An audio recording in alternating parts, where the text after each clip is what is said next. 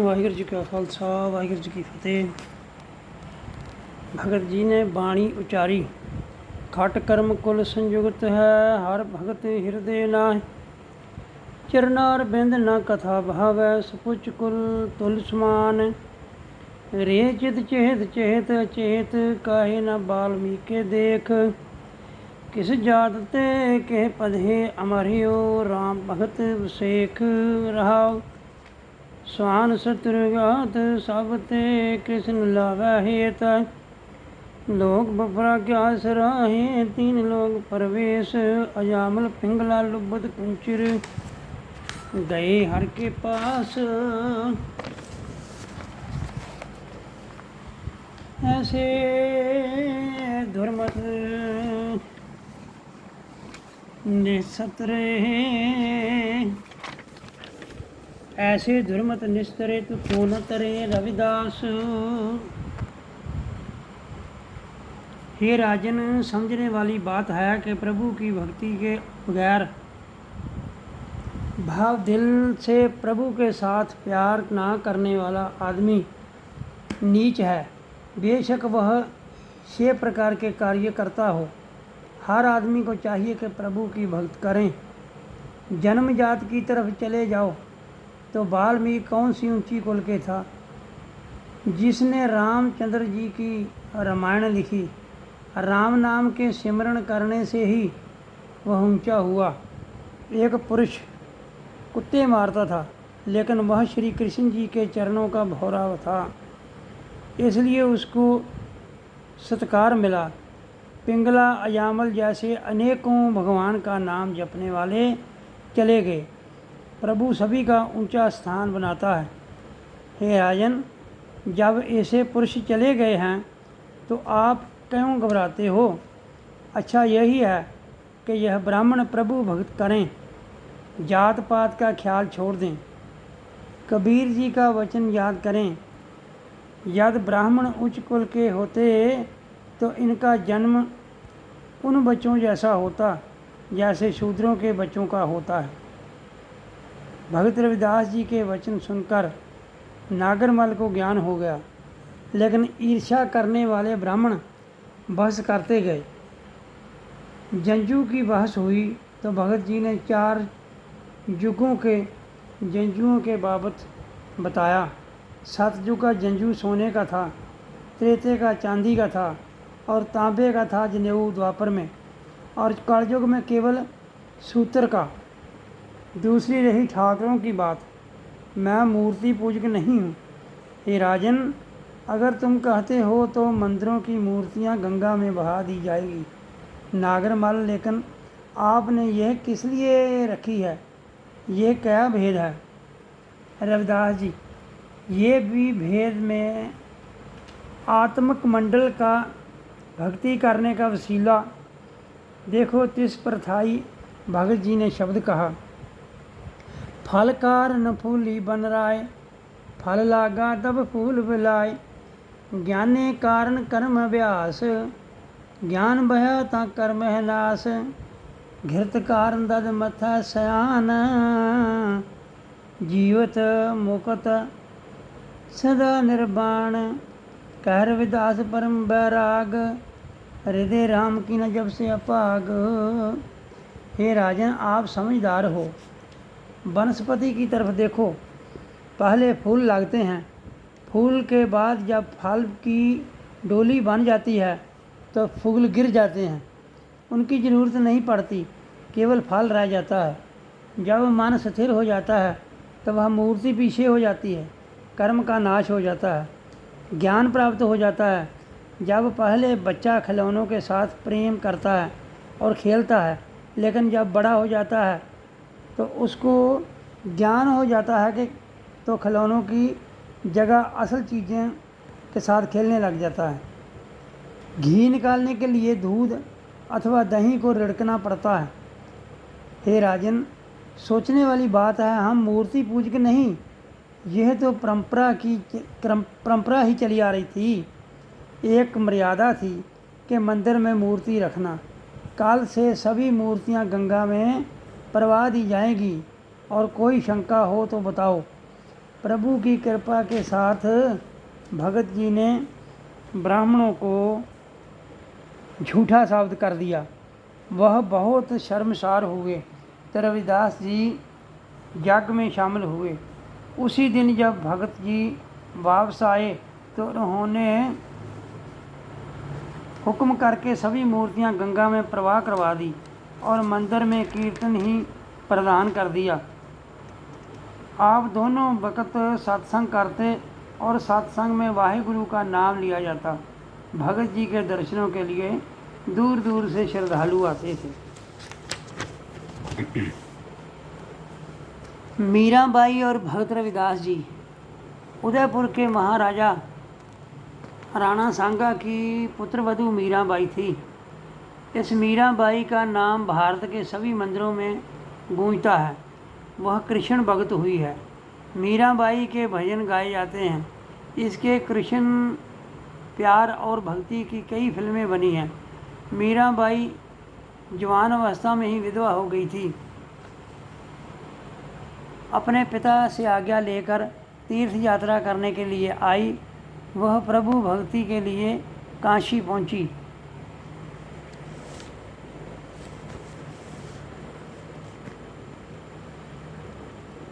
काशी नगरी मंदिरों और पंडितों की नगरी है। हजारों यात्री रोज आते हैं। मंदिर और गंगा किनारे बहुत मेला लगा रहता है। ऐसी ही नगरी में मीराबाई पहुंची। उसकी वफादार दासी साथ थी जिसका नाम करमाबाई था। यहाँ बता देना ठीक है, बेशक अलग जगह पर मीराबाई बाबत लिखा है कि मीराबाई बचपन से ही कृष्ण जी के मंदिर में देवदासियों की तरह नाचने लग जाती थी। वह श्री कृष्ण जी के अलावा किसी की पूजा नहीं करती थी और कृष्ण जी को ही पार ब्रह्म समझती थी। वह जब काशी में पहुंची तो उसने हर जगह पखंड का ही प्रभाव देखा। विश्व मालिक प्रभु की पूजा कम देखी। वह संतों और महात्माओं के पास गई पर उसको कहीं भी कुछ दिखाई ना दिया। मीरा हरि की प्यारी थी। कृष्ण के बुत को उसने माँ कहे स्वामी माना था, बस लाड़ ना छोड़ा। जब उस समझ पड़ी, शादी हुई तो पता चला कि दुनियावी पति राणा साहब हैं, तो उसके साथ उन्होंने दुनियावी संबंध रखा जितना क्षत्रिय पुरुष का संबंध होता है। लेकिन आत्मा तो कृष्ण भगवान के चरणों के साथ जुड़ी रही। धीरे धीरे बहुत दूर होते गए, केवल भक्ति रह गई। आत्मा प्रभु के भजन गाने लगी।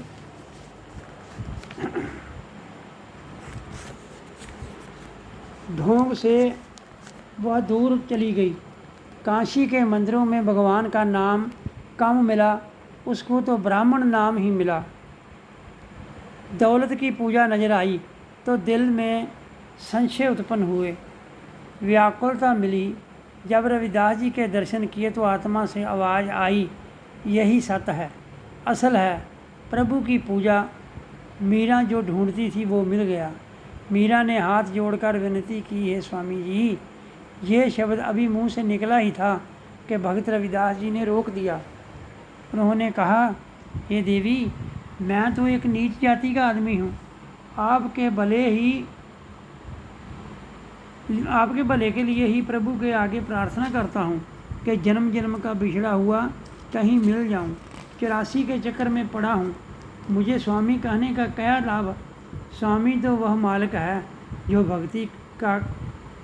भगत का करता है, जिसने भगत को पैदा किया।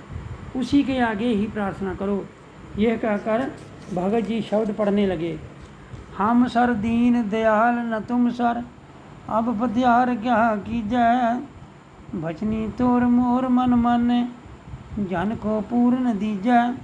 हो बल बल जाऊं मैया कारण कवने बोल रहा।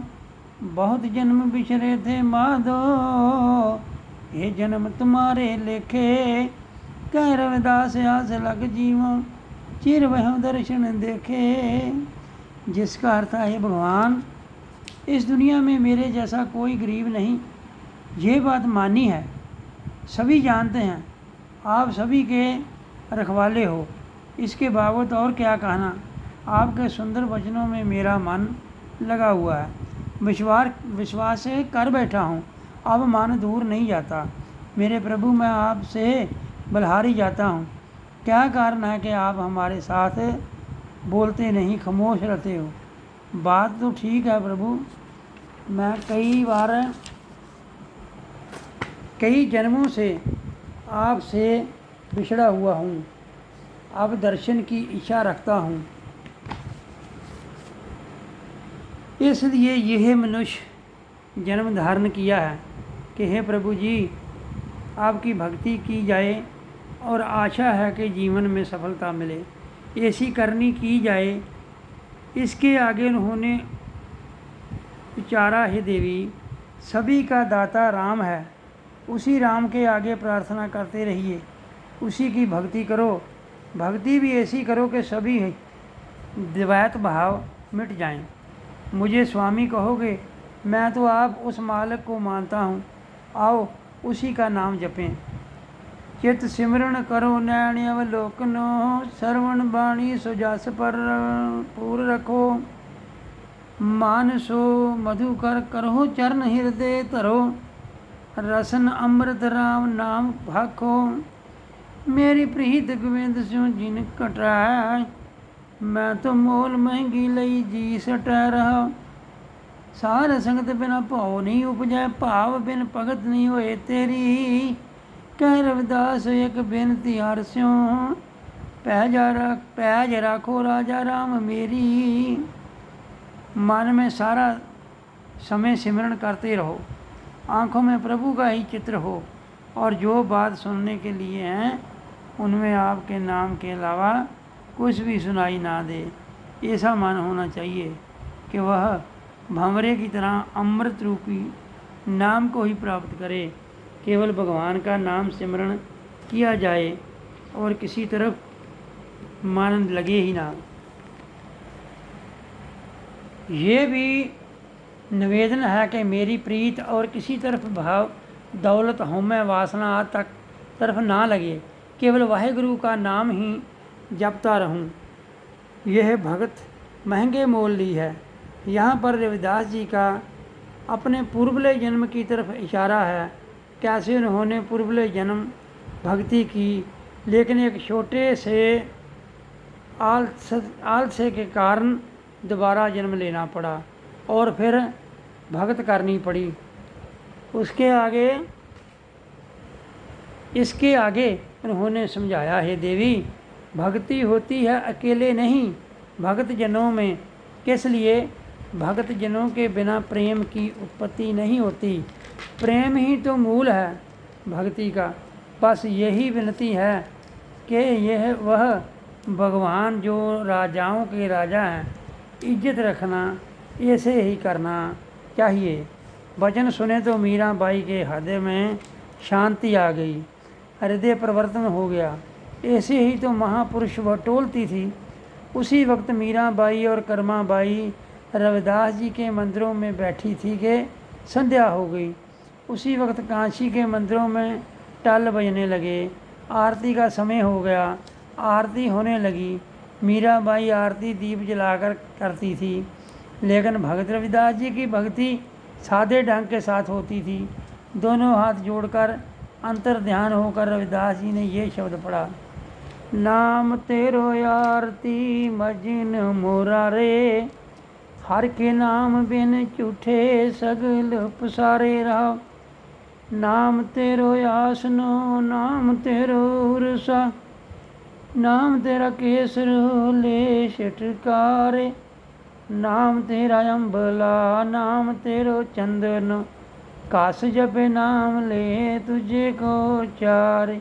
नाम तेरा दीवा नाम तेरो बाती, नाम तेरो तेल ले माहे पसारे। नाम तेरे की जोत लगाई, भयो यारो भवन सगलारे। नाम तेरो तागा नाम फूल माला, पार 18 सगल जुठारे।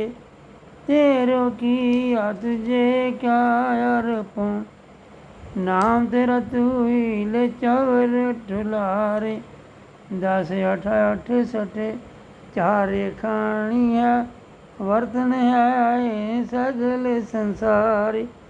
कह रविदास नाम तेरो आरती सतनाम है हर भोग तुम्हारे। हे प्रभु, आरती असल में आपका नाम ही आरती है। हे मुरदैंत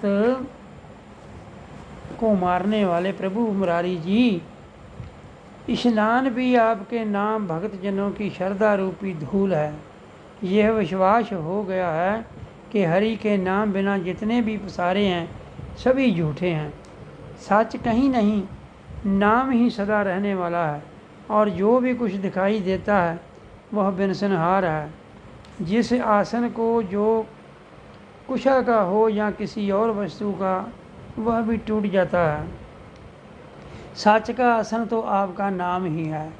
चंदन रगड़ने वाला पत्थर उर्सा भी तो आपका नाम है। केसर भी आपका नाम है। नाम ही अच्छा पवित्र जल है। तुकों का असल भाव यह है कि ये प्रभु, आरती करने का जितना भी सामान है, आसन, पत्थर, चंदन और केसर आदि जो भी ठाकरों पर लगाया जाता है, सभी आपकी ही पैदा की हुई है। जब वह आपको भेंट करते हैं तो कौन सा बड़ापन करते हैं। ये सभी तो आपका ही है। आप ही ने बनाया और आप ही ने दिया हुआ है, इसलिए आपका नाम ही उत्तम है इन चीज़ों में से।